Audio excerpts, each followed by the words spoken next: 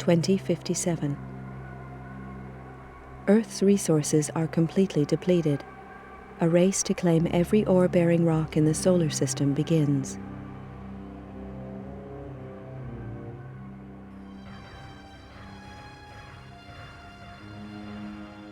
(2079).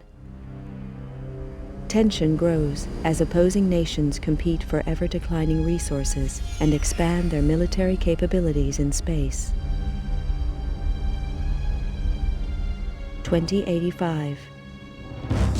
Eurofed Deep Space Survey ship Argo is impounded by SDR-AF coalition forces. 3 ships are destroyed in the ensuing police action. Negotiations fail and war breaks out. 2086. The war escalates and military resources on all sides are rapidly depleted. 2087. The final fleet action takes place at Nereus Harbor, orbiting Neptune.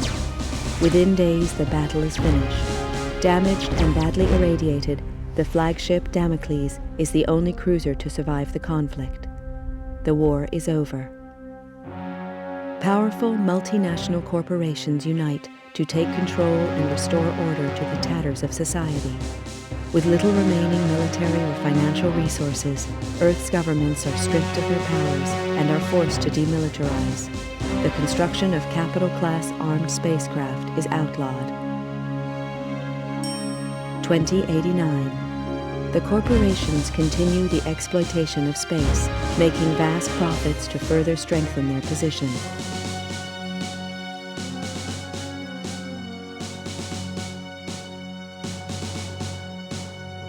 Earth's coalition government is allowed to create a multinational force to keep order in the colonies. The government police are born.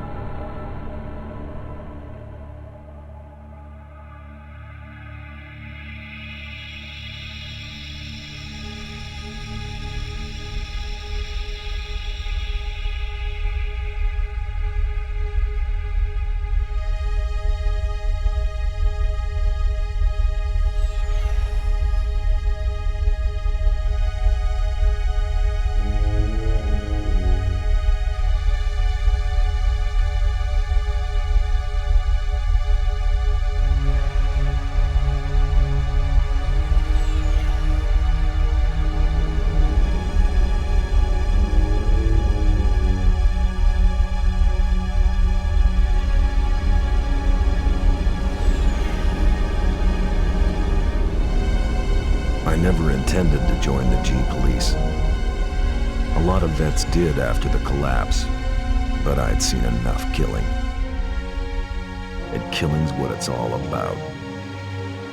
When they first hit the colonies, the G-Police operated like any other Earth-based force. They got slaughtered by the truckload, and it was clear that the frontiers required more forceful policing. Close air support was introduced in the shape of the AG-60 Havoc. I'd flown these babies on Mars during the war, and they were past their prime even then. Lack of funding from Earth means that these ships are still in frontline service. Second-hand machines flown by second-hand crews. Which doesn't make the job any easier. G-Police are supposed to represent government authority in the colonies, but I knew the score. Most smart cops did now. Keep the population under control and try and turn a blind eye to any shady corporation deals. G-Police are all volunteers, usually vets with time on their hands. There's a few high-minded idealists who think they can make a difference, but the majority are just running from problems back on Earth. The G-Police ask no questions. If you're willing and you're up to it, you're in. Elaine Slater was one of the idealists. She was on her 4th tour as a Havoc pilot on Callisto, and now she's dead. Another good cop among many. They don't keep count anymore, but Elaine Slater was different. She was my sister. The inquiry gave a verdict of suicide linked to stress and depression. I didn't buy that. Elaine had won commendations for closing a couple of big cases, and she'd even hinted at a new romance. Depression just didn't fit the picture. If I didn't believe the suicide verdict, that left only one option. Someone murdered her and went to the trouble of covering it up. I had to know the truth. With a couple of street contacts and most of my savings, I bought a new identity and signed up as a Havoc pilot in the colonies. My military record got me a posting to the main hotspot, Callisto, to Elaine's old unit. I knew I'd have to watch my back out there. If anyone found out I was Elaine's brother, I was as good as dead.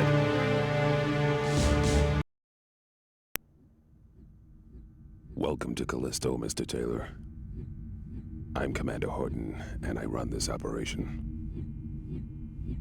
I don't know who you were trying to fool with that false name, Bull Slater, but it's not gonna work on me. I'd met some of the pilots already. They seemed pleasant enough. Horton was another story. A horror story. He talked tough and looked tougher. That hunk of tin hanging around his brain hadn't slowed him down, though. He'd spotted my phony ID and was not impressed. Arriving on the same flight as the internal affairs investigator hadn't earned me any brownie points either. It was plain that my new commander didn't trust me. Yeah, that was okay.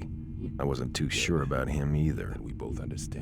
As I listened to Horton, I noticed the medals he wore. A vet from the Naris action. No wonder he looked half dead. Well, then it clicked. He was the Horton, the last great fleet captain. What the hell was he doing in this backwater? I don't trust you, Slater, and I'm gonna be watching you like a hawk. Your first briefing is tomorrow at 0500 hours in the main briefing room. In the meantime, I suggest you take a look at your unit's database and familiarize yourself with it. That's all for now, Slater. Dismissed.